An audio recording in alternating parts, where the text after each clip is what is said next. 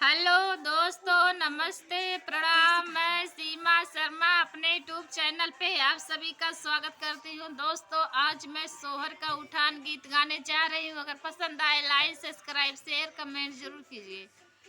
सुनात बाटे राजा ननद भाई, सुनात बाटे राजा ननद भाई, ननदाया भाई सुन जिया घबराई गे, ननदाया भाई सुन जिया घबराई गे।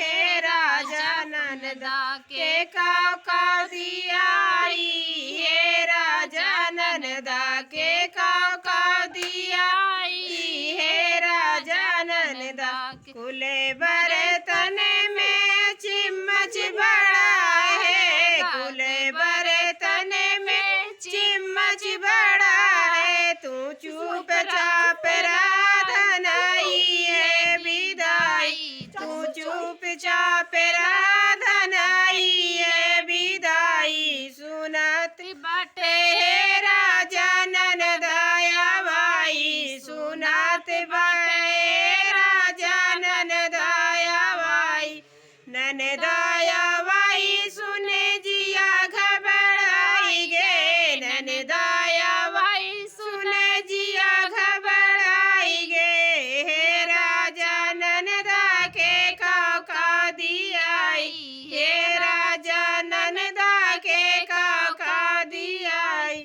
कुल कपड़ा में सड़िया बड़ी है, कुल कपड़ा में सड़िया बड़ी है। तू चुपचाप राधनाई है विदाई, तू चुपचाप राधनाई है विदाई। सुनात बाए राजा ननद के भाई, सुनात बाए राजा ननदाया भाई, ननदाया भाई सुन जिया घबराई गे, ननदाया भाई सुन जिया घबराई गे।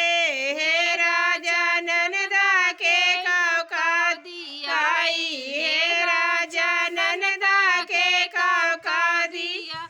कुल गहना में बिछुआ बड़ा है, कुल गहना में बिछुआ बड़ा है। तू चुपचाप राधनाई है विदाई, तू चुपचाप